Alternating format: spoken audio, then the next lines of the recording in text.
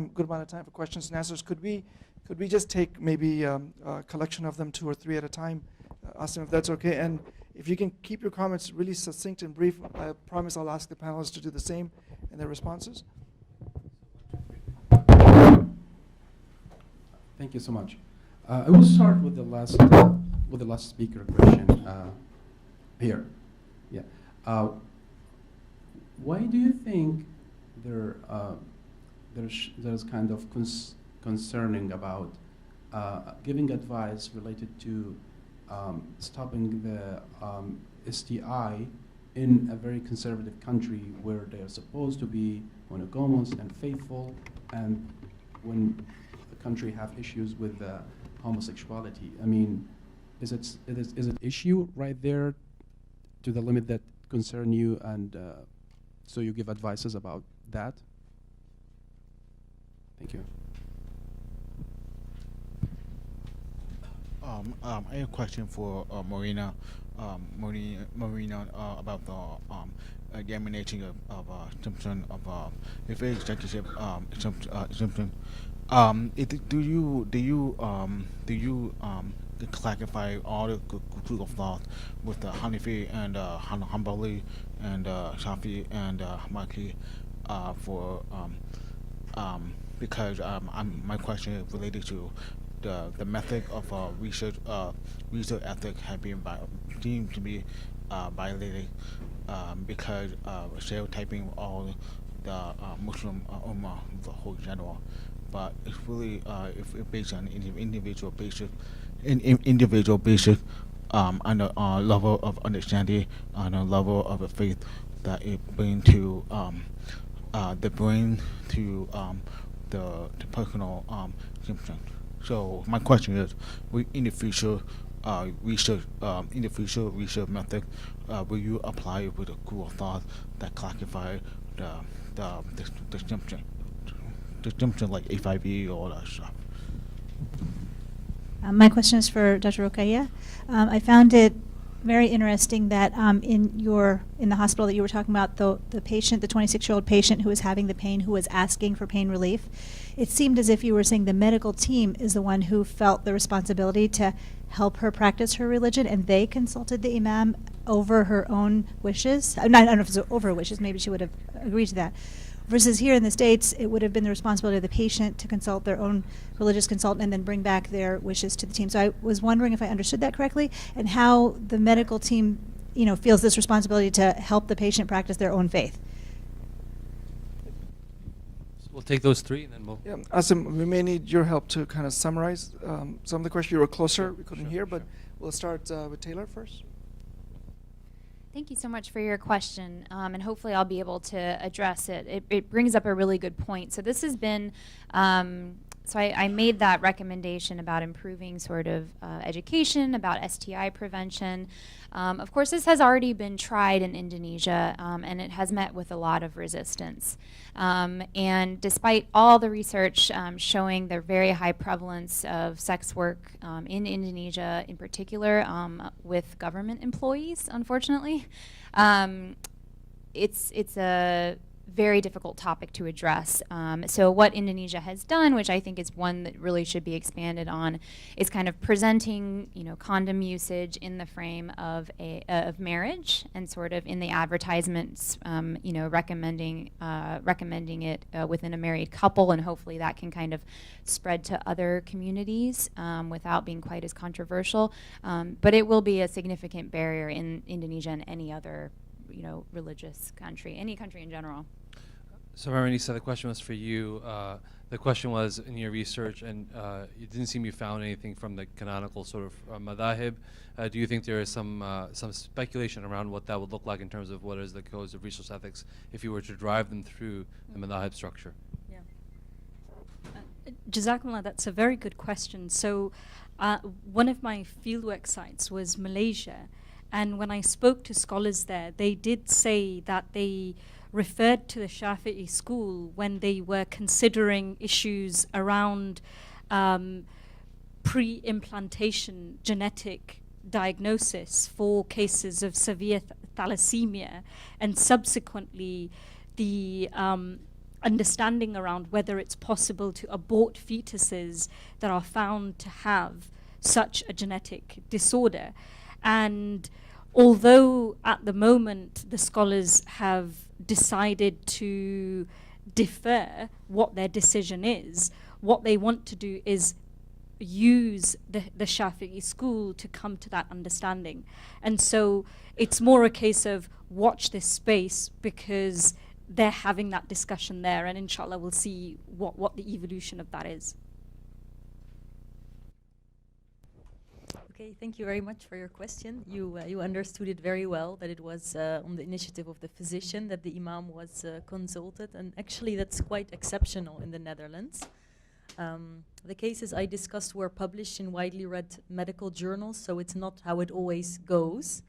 And actually this physician really wanted to help this patient, and he didn't know how, and because he thought that her religion had something to do with those end-of-life decisions, he decided to consult an imam. So it's actually an exceptional situation that I don't hear very often. But in the Netherlands, like, religious counseling for patients in palliative care is actually very scattered. So not every hospital has a chaplain, or sometimes imams are consulted on the initiative of the patients. So it actually, there's no structure for it. In the Netherlands, for example, there are only around 10, 12 chaplains in the whole country available. So yeah, so it's actually very difficult and still in development, actually. So the next three questions, I know you have one. Give me the other two, and that will be the end of the question session. So two. Anybody have questions? Sorry. Main difference between a professional approach to of a religious text and an amateur approach is that in a professional approach you need to be systematic, and it cannot be based on sort of subjective preferences. And so one of the main hermeneutic principles we have in Islamic jurisprudence is the principle of non-contradiction, meaning that there cannot be a contradiction between two religious texts. So now, if two hadiths are mentioned and one approves of not seeking medical treatment and the other approves of seeking medical treatment, and they're just presented like that, this gives the appearance of an actual contradiction. And if this contradiction is not resolved through hermeneutical approach that's systematic, then it's just like left to the subjective preference of the person. Oh, I'll choose this one, you can choose that one. And this inevitably leads to the disagreement and conflict. So I would suggest that, either that a systematic approach is pursued, or experts are referred to pursue such a systematic approach. On this issue, the overwhelming majority, I would say, and the other scholars here can correct me if I'm wrong, understanding of this, of the resolution of these two different types of reports is very simple. That we say, or we understand the text to mean that not seeking treatment and having tawakkul upon Allah subhanahu wa ta'ala is better, perhaps except for the exceptional case of certainty of treatment, of success in medical treatment. But generally, in vast majority of cases, that doing tawakkul and not seeking medical treatment is preferable. And then the Prophet ﷺ, because he was rahmah for the alameen, also approved of medical treatment for people who don't have that level of tawakkul. So now with this, then one might say, well, again, you're basically still leaving the choice to decide the person which one to choose, and that is correct. But the difference is, if you choose one piece of evidence and ignore the other one, then you're going to condemn people who refuse to seek treatment. Whereas if you have a framework where you can harmonize the evidence, then you're going to say, yes, seeking treatment is approved, it is permissible, yet there is also a virtue in not seeking treatment. Let's get to questions for the panelists, please. So, my question's for Taylor. This is, I guess, more of a practical than an ethical question, really. But I was just curious whether you've heard of any initiatives, so specifically referring to like the sex workers, and I'm wondering if you've heard of any initiatives that have been aimed at trying to like mitigate STI rates amongst just the sex workers themselves, and whether you know of any policy implications or barriers that would be inhibiting, I guess, initiatives like that. In kind of looking through the literature and speaking with folks, I wasn't really able to find any initiatives related to sex workers, and I think it's exactly getting at his question, is that it's not, the literature says that sex work does not really happen in the country. That's sort of the official position, but that's of course not what public health research there shows. And I'm not really sure the best way to get around that and what can actually be done. I know some countries like Thailand have had certain initiatives that have seen success, but it is a really big issue because it's just not, if you don't accept that the practice isn't actually occurring in the country, it's impossible to really do anything to get at it. So I'd be welcome to any suggestions you have afterwards, but good point. And all of you are applying research methods to understand a sense of, and that's why the title is called Muslim Islamic Bioethics, right? That tension between the sociological lens, the textual lens, and the different methodologies. We have qualitative methods being used here, ethnography, and summative narrative reviews. So my question to you, and Mehrunisha is going to smile about this, where do you, as a personal, as a researcher situated in your context, where do you believe the normative lies? Where do you believe the normative lies in your research? Everyone. So I know, Hooman, you got to start this side. Right? You're applying research methods. You have a small sample of 12 individuals, right? And you're trying to understand this equation between what's Islamic and Muslim. So when you're situating yourself as a researcher, what was your ideal notion of the normative? Because you have to have that as a bias or precognitive understanding prior to your research. So where did you believe that lied, and how that influenced your own research? And if everybody can answer that question, then we'll end the panel. Yeah, I think that's going to be important in qualifying.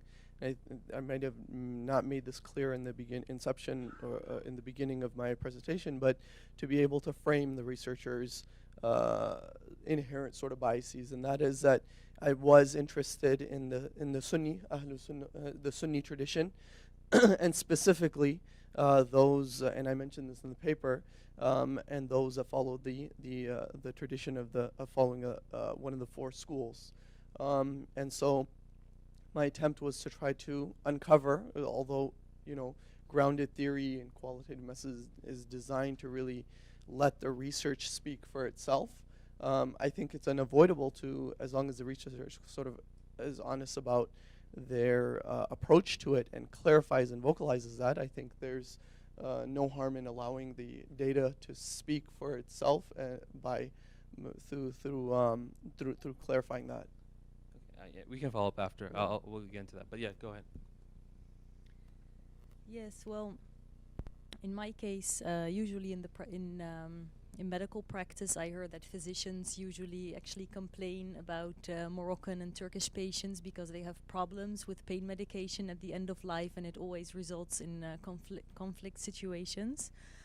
And what I did, I wanted to read their stories, the stories of the physicians, what they considered a dilemma, but I also would wanted to focus on the patients and why they did object pain medication at the end of life. And then you see that it is not because they're very cruel and they think that patients should suffer, but they had very practical concerns regarding the rituals, for example. And I think when you understand why they have problems with this pain medication, then you can maybe also find a solution for such practical concerns, actually. So. And I thought about this a lot of it as I was doing the research. I am a very obviously American, female Christian coming to Indonesia and asking these questions. And I think it's very important. It's easy for me to take my view and sort of make recommendations. But as I mentioned in the talk, it's not I don't think it's my place to make these recommendations to a predominantly Muslim country. But I do think it's important to kind of to think about these issues, especially in Indonesia that declares itself to be a secular, independent republic. It's important to kind of really think about where where do Islamic beliefs sort of fit in within the practice. But then also to, my point was really to find ways to work within this religious framework, even if it's not an overt religious framework, but to work within these customs to try to come up with intermediate options that might be beneficial to patients and also work within those norms.